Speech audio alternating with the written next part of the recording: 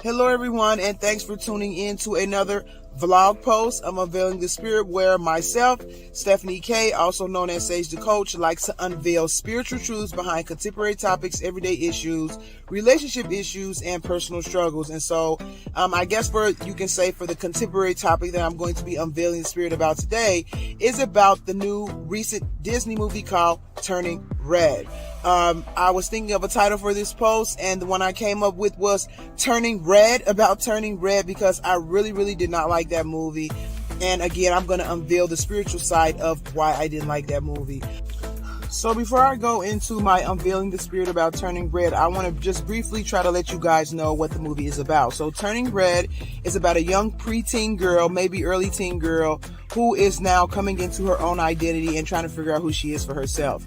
This is symbolized in her ability to turn into a red panda, which is something that has been happening in her family for generations.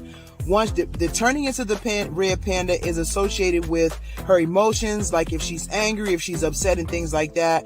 And there's a dangerous component to turning into the red panda, because the red panda seems to be a little bit more emotionally unstable, like very given to outbursts, emotional outbursts, and possibly even hurting people. So the women in her family, who have all turned to red pandas at their own stages in life, at the stage that she's in, have this ritual that they do to get rid of the red panda, so that you can basically go through life, without having to worry about it. And so the girls turning into the red panda also coincides with her, again, coming to her own identity. She's starting to try to understand who she is outside of her mother, who is, very close with her in the beginning of the movie. She's starting to like boys. She's starting to like music that is different from what her mother prefers, and wanting to do things and hang out with her friends, and her friends becoming more important to her than her parents, things like that. So it really kind of coincides and goes all together. I guess the conflict of the movie is that as she's starting to come into her identity in conjunction with this panda thing, she's starting to rebel against her mom. She's starting to rebel against everything that her mom, all the standards and guidelines and rules and stuff that her mom has set for her. And so while this is a very typical growing process for a lot of kids, coming into their own identity, the way Disney paints this process as though rebellion and disrespect of your parents is a normal part of it is the part that I really didn't like. The girl was lying to her parents, sneaking behind their backs, very like being angry and disrespecting her parents in front of their face. And I really thought Disney overshot that as far as, showing a more positive and natural way of going through that process, because disrespecting your parents and rebelling and lying and things like that is not always a component of coming into your own identity as a kid. And so that I was even expecting for them to kind of wrap it up at the end a little bit, and for her to come to a place where she understood that was not necessary, but she didn't, and it really made it seem like her bad behavior was condoned. My 13-year-old daughter, who also saw the movie, felt the same way. But what I wanted to unveil the spirit about when it comes to this movie, as opposed to just giving you an opinion about what I thought about the movie, is that this is a lot of the mentality and culture. This is a lot of the mentality that the culture is going towards these days, especially with these kids.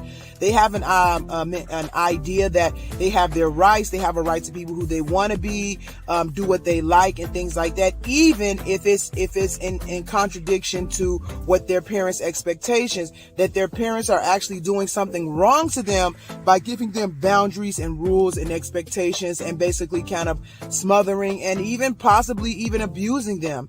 And I see this a lot in the newer generation. They're all about me, what I like, what I want, and it's morals and what's right is falling by the wayside. And for those people who try to tell you the right thing, or try to give you some boundaries, or even make you feel like you're doing something wrong, they become the problem, as opposed to you having some guidance on what is actually right and what is actually wrong. And with this mentality, of course, with the younger generation, you even see this when it comes to people, when it comes to God, because they feel like if God really loves you, he'll let you be free. He'll accept you any way that you are. Whatever you want to do, whatever makes you happy is okay. And all of that is anti-God. It's anti-Christian. It's you wanting to be your own God and not be told what to do, and actually live by your flesh. So if your flesh wants to do something and somebody tells you that you can't do it, then that person becomes the problem, and not that maybe what you want to do needs to be re-examined, or even just trusting your parents because you are not going to understand why they're telling you what to do all the time. But having enough love and respect for your parents to see the quality of care that they've given you since you were born, and understanding that even if you don't understand it, that restriction and stuff is coming from a good place. And of course, I understand that the average kid is not going to think this, but at the same time, it is very dangerous to make kids think that being disobedient and being disrespectful and being rebellious is a normal part of growing up, because it is not. And so that's one of the main thing that I did not like about the movie.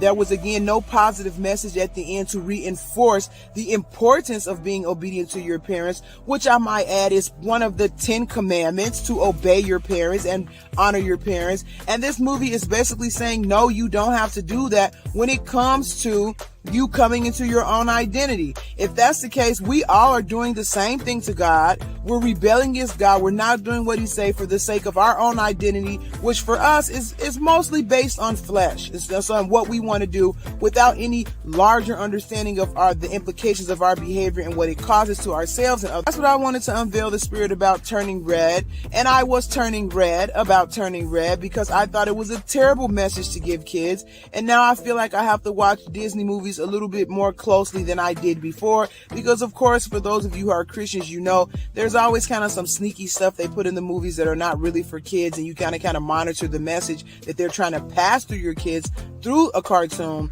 But now I feel like I have to watch a little bit closer, because if Disney's gonna follow this trajectory of this mentality where kids should be able to do what they want to be happy, regardless of how it affects their parents, or if it's wrong or disobedient and things like that, then, I have to be mindful of where this type of movie might open the door to other movies down the line. So that's what I wanted to unveil the spirit about turning red. You guys can watch it for yourselves and let me know if you got the same message or if you didn't. But we do need to be careful about the things that our kids are consuming media-wise, because the culture of the times is definitely taking us as a human race in a more selfish, more rebellious, and more disrespectful direction than we have been in the past. So thank you again, and you guys tune in next week for another vlog post of Unveiling the Spirit, where I like to unveil spiritual truths behind contemporary topics, everyday issues, relationship issues, and personal struggles. Be blessed. Bye.